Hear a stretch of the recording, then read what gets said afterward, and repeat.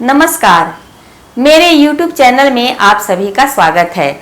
आज का टॉपिक है बिहार बोर्ड के कक्षा 10 की एक कविता है एक वृक्ष की हत्या। इसके कवि हैं कुंवर नारायण। एक कटे हुए वृक्ष को आधार बनाकर कवि ने पर्यावरण, मनुष्य और मनुष्य सभ्यता के लिए गहरी चिंता व्यक्त की है। हम अपने स्वार्थ के लिए पेड़ों को अंधाधुंध काटते हैं, जंगलों का विनाश कर रहे हैं, जिससे जंगलों की जगह पे मरुस्थल का निर्माण होते जा रहा है। तो इस तरह हम पर्यावरण के प्रति बहुत उपेक्षित भाव रखते हैं। कवि की चिंता का विषय यही है। यदि यही हाल रहा तो वातावरण इतना दूषित हो जाएगा कि यहाँ रहना मुश्किल हो जाएगा। मनुष्य इस बात से बिल्कुल अनजान है। तो लेखक की चिंता इसी बात पर है कि एक तरफ मनुष्य तो तरक्की कर रहा है, विकास कर लिया है, लेकिन भीतर से वह पुरानी पाशी प्रवृत्ति की ओर बढ़ रहा है। वह हिंसक प्रवृत्ति का हो गया है और उसकी जो संवेदनशीलता है वह समाप्त होती जा रही है, वह संवेदनहीन होते जा रहा है। तो इस तरह लेखक ने पर्यावरण के प्रति मनुष्य को आगाह करना चाहा है कि समय रहते यदि मनुष्य इसका हल नहीं ढूंढ लिया तो उसे आने वाले समय में बहुत परेशानियों का सामना करना पड़ सकता है। तो इसके लिए लेखक ने एक कटे हुए वृक्ष के बहाने लेखक ने अपने विचार व्यक्त किया है। आगे हम देखते हैं कवि परिचय। कवि एक हिंदी साहित्य के प्रसिद्ध साहित्यकार थे। उनका जन्म उत्तर प्रदेश के लखनऊ में 19 सितंबर 1927 ईस्वी में हो गया था। उन्होंने 1950 ईस्वी से लेखन कार्य शुरू किया। उनके काव्य संग्रह हैं चक्रव्यूह, परिवेश, हम तुम, आमने सामने, कोई दूसरा नहीं, आत्मजयी, यह प्रबंध काव्य है। उसके बाद उन्होंने कहानी संग्रह आकारों के आसपास लिखा और आज से पहले उनकी समीक्षा है और मेरे साक्षात्कार। इसके अलावा उन्हें कई पुरस्कार और सम्मान से नवाजा गया। साहित्य अकादमी पुरस्कार, कुमारन आशान पुरस्कार, व्यास पुरस्कार, लोहिया सम्मान पुरस्कार, कबीर सम्मान पुरस्कार और सर्वोच्च पुरस्कार ज्ञानपीठ पुरस्कार उन्हें दिया गया। आत्मजयी और चक्रव्यूह को उनकी उपलब्धियां मानी जाती हैं। तो अब हम देखते हैं इस कविता का भावार्थ। आगे कवि कहते हैं, अब की घर लौटा तो देखा वह नहीं था, तो वही बूढ़ा चौकीदार वृक्ष जो हमेशा मिलता था घर के दरवाजे पर तैनात। तो लेखक के घर के सामने एक बूढ़ा वृक्ष था जो कि एक चौकीदार की तरह हमेशा तैनात रहता था। अपने कर्तव्य का पालन करते हुए वह अडिग एक ही वहां पे खड़ा रहता था। उसे देखकर लेखक को बहुत ही सुकून मिलता था और सुरक्षा का भाव पैदा होता था। उसके प्रति लेखक संवेदनशील हो गए थे और जब उन्होंने देखा कि उस पेड़ को किसी ने काट दिया है तब उन्हें बहुत ही दुख हुआ। उन्होंने उस पेड़ को कटे हुए देखकर पर्यावरण के प्रति उनकी चिंता बढ़ गई। हम मनुष्य अपने स्वार्थ के कारण पेड़ों को काटते आए हैं। तो इस कविता में भी लेखक ने इसी बात की गहरी चिंता जताई है। तो प्रथम पद में लेखक ने उस बूढ़े वृक्ष को एक चौकीदार की संज्ञा दी है। चौकीदार का बिंब उन्होंने प्रस्तुत किया है। पुराने चमड़े का बना उसका शरीर, वही सख्त जान। तो जिस प्रकार चौकीदार का पोशाक बहुत पुराना और मैला कुचैला होता है, उसी प्रकार जो वृक्ष था उसकी छालें भी चमड़े की तरह मैले कुचैले पोशाक की तरह दिखाई देते थे और उस पोशाक के अंदर उन छालों के अंदर उसका सख्त जान, कठोर जान पड़ा हुआ था। अर्थात वह बहुत ही मजबूत वृक्ष था। वह अपने कार्य में बहुत ही सख्त और मजबूत था। झुर्रियोंदार खुरदरा तना मैला कुचैला। यह जिस प्रकार चौकीदार झुर्रियों वाला हो जाता है उसके पुराने होने की वजह से, तो यह वृक्ष भी बहुत ही पुराना था, बूढ़ा था, इसीलिए इसकी छालें जो थी वे उसमें झुर्रियां पड़ गई थी और मैली कुचैली थी। खुरदरा तना मैला कुचैला, उसके तने के ऊपर जो झुर्रियां, जो छालें थी उसमें झुर्रियां पड़ गई थी और वह बहुत मैला कुचैला था क्योंकि बहुत ही पुराना वृक्ष था। आगे लेखक वर्णन करते हैं कि राइफल सी एक सूखी डाल, उसकी एक डाल ऐसे प्रतीत होती थी जैसे कि चौकीदार के कंधे पे राइफल होती है, तो उसी प्रकार राइफल की तरह उसकी डालें दिखाई दे रही थी। एक पगड़ी फूल पत्तीदार, और जिस प्रकार चौकीदार के सिर पर पगड़ी होता है उसी प्रकार इस पेड़ की डालों के ऊपर फूल और पत्तियां ऐसे प्रतीत हो रही थी जैसे वह पगड़ी पहना हुआ है।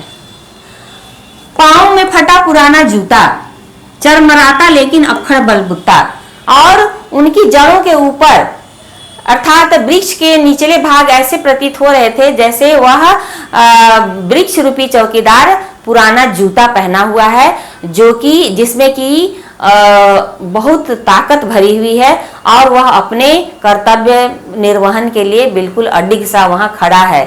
आंधी तूफान में भी वह थोड़ा चरमराता है लेकिन उसमें बहुत ज्यादा ताकत भरी हुई है। पद में कवि ने चौकीदार का बिंब प्रस्तुत किया है। जिस प्रकार चौकीदार का पोशाक होता है, चौकीदार के जो कार्य होते हैं, यह बूढ़ा वृक्ष भी उसी तरह का कार्य निर्वहन कर रहा था। अब हम दूसरे पद की ओर जाते हैं।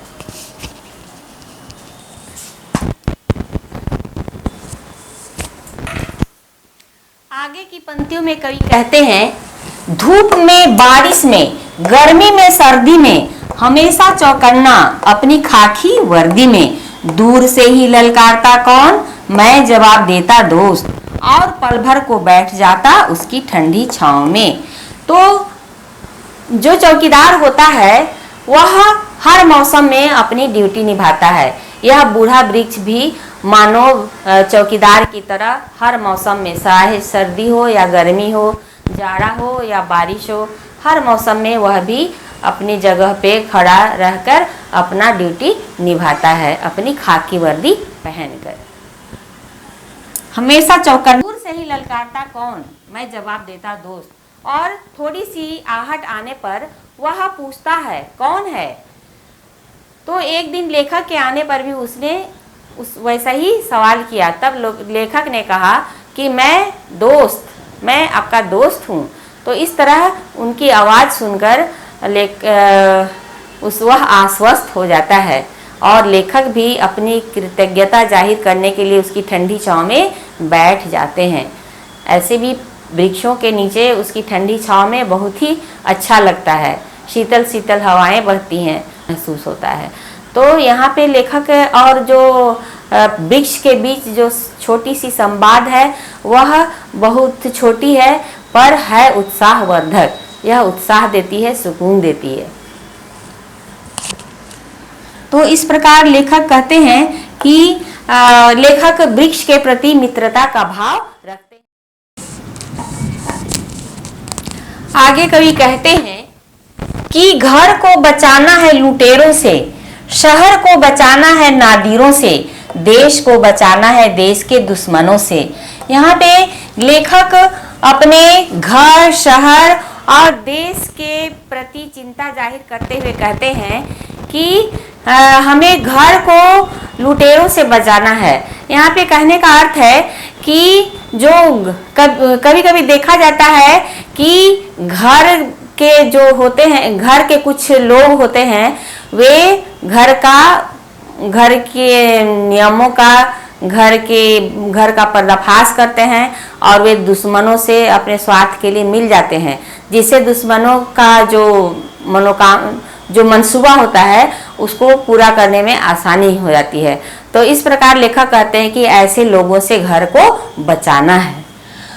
आगे कहते हैं कि शहर को बचाना है नादिरों से। हमारे देश में बहुत सारे लुटेरे और आक्रमणकारी आए। हमेशा से हमारे देश पे लोगों की नजरें होती हैं, तो इस ऐसे लोगों से देश को बचाना है, शहर को बचाना है, देश को बचाना है देश के दुश्मनों से। और हमें देश के दुश्मनों से भी अपने देश को बचाना है। इस देश में हम जानते हैं कि विदेशियों का शासन था, तो हमेशा से विदेशी हमारे देश की ओर आकर्षित होते आए हैं और इस पर कब्जा जमाना चाहते हैं। तो ऐसे देश के दुश्मनों से हमें हमेशा सतर्क रहना है, देश को ऐसे दुश्मनों से बचाना है। आगे लेखक कहते हैं, बचाना है नदियों को नाला हो जाने से, हवा को धुआं हो जाने से और खाने को जहर हो जाने से। तो इन पंक्तियों में नदियों के नाला होने का मतलब है कि हम मनुष्य पर्यावरण के प्रति इतना उपेक्षा का भाव रखते हैं कि नदियों में हम कूड़े करकट डाल देते हैं और जो गंदे नालियों का जो पानी होता है, दूषित पानी, उसे भी हम नदियों में गिराते हैं, जिससे नदियों का जल दूषित हो जाता है। और कूड़े करकट गिराने से उसकी जो गहराई होती है वह छिछली हो जाती है और उसका जो बहाव होता है वह धीमी उसकी गति हो जाती है। इस प्रकार हम पर्यावरण की उपेक्षा करते हुए इसका विनाश करते हैं। आगे हम देखते हैं, हवा को धुआं हो जाने से। हम भौतिकवादी युग में जीते हैं, हमारे पास बहुत सारी गाड़ियां हैं जो कि प्रदूषण करती हैं और कल कारखानों से निकलने वाले धुआं, अर्थात जो कल कारखानों के धुआं हैं और जो गाड़ियों से निकलने वाले धुएं हैं, ये सभी वातावरण में जाकर प्रदूषण फैलाते हैं कार्बन डाइऑक्साइड की, जिससे अधिकता हो जाती है। तो हमें वृक्षों को लगाकर पर्यावरण को शुद्ध रखने का प्रयास करना चाहिए। हमें वृक्षों से प्रेम करना चाहिए, पर्यावरण को दूषित न हो, इसके लिए हमें ऐसे काम करने चाहिए जिससे कि पर्यावरण दूषित न हो। और हम दूषित वातावरण में नहीं जी सकते हैं, लेकिन मनुष्य इतना भौतिकवादी हो गया है, इतना वह तरक्की कर रहा है, उसके बावजूद भी वह पर्यावरण के प्रति उपेक्षित है। तो इस तरह से लेखक बहुत ही चिंता व्यक्त करते हैं कि अगर यही स्थिति रही तो मनुष्य का जीवन दुभर हो जाएगा। आगे लेखक कहते हैं, खाने को जहर हो जाने से। जो भी खाद्य पदार्थ उपजाए जाते हैं उसमें कई प्रकार के रासायनिक खादें उसमें डाली जाती हैं, जिससे खाना भी, और जो नालियों का गंदा पानी है उसके द्वारा उसकी सिंचाई होती है, जिससे जो खाना उत्पन्न होते हैं वे जहर हो जाते हैं। वैसे खाना को खा के हम बीमार भी पड़ सकते हैं, तो इससे भी बचाना है, खाने को जहर हो जाने से बचाना है। आगे लेखक कहते हैं, बचाना है जंगल को मरुस्थल हो जाने से, बचाना है मनुष्य को जंगल हो जाने से। बचाना है जंगल को मरुस्थल हो जाने से, अर्थात जंगलों की अत्यधिक कटाई, वृक्षों की कटाई और उसकी वृक्षारोपण पर ध्यान नहीं दिया जाएगा और जंगलों की अंधाधुंध कटाई की जाएगी, तो वह दिन दूर नहीं जब सारा जंगल मरुस्थल में परिणत हो जाएंगे। तो इसलिए लेखक आगाह करना चाहते हैं कि हमें जंगलों की कटाई पर प्रतिबंध लगा देना चाहिए और वृक्षारोपण करने की प्रवृत्ति को बढ़ावा देना चाहिए। आगे लेखक कहते हैं, बचाना है मनुष्य को जंगल हो जाने से। यहाँ पे जंगल का प्रयोग लक्ष्यार्थ हुआ है, अर्थात मनुष्य जितना ही विकास कर रहा है, जितना ही तरक्की कर रहा है, उतना ही वह हिंसक होते जा रहा है और उसके मानवीय गुण लुप्त होते जा रहे हैं, वह संवेदनहीन होते जा रहा है और केवल वह स्वार्थी होते जा रहा है, खुद के लिए केवल सोचता है, लेकिन पर वह दूसरे की भलाई के लिए कभी नहीं सोचता और वह हम हिंसक, छोटी छोटी बातों पे हिंसा पर उतारू हो जाता है। यह बहुत ही चिंता की बात है, मानवीय गुण लुप्त होते जा रहे हैं, कवि की इसी बात पर चिंता है। आगे यहाँ हम देखते हैं कि बचाना है जंगल को मरुस्थल हो जाने से। दोनों जंगल ही है, लेकिन ये जंगल वाच्यार्थ प्रयोग हुआ है, अर्थात अपने मूल अर्थ में इसका मूल अर्थ में प्रयोग हुआ है। लेकिन यहाँ मनुष्य को जंगल हो जाने का मतलब है, ये इसमें जंगल का जो प्रयोग हुआ है वह लक्ष्यार्थ हुआ है, अर्थात मनुष्य को जंगल होने का मतलब है कि मनुष्य हिंसक और संवेदनहीन हो गया है। तो ये कविता आज यहीं पे समाप्त होती है। यदि मेरा समझाना अच्छा लगता है तो इसे लाइक करें, शेयर करें और सब्सक्राइब करें। धन्यवाद। और ये प्रतिज्ञा लें कि पेड़ों को लगाना हर मनुष्य का कर्तव्य है। हम तभी हमारा पर्यावरण तभी दूषित होने से बच सकता है, हम मानव तभी बच सकते हैं जब हम वृक्षारोपण की ओर अपनी वृक्षारोपण करेंगे। सभी नागरिकों का कर्तव्य है कि वह पेड़ लगाने की अपनी प्रवृत्ति को बढ़ावा दे। धन्यवाद।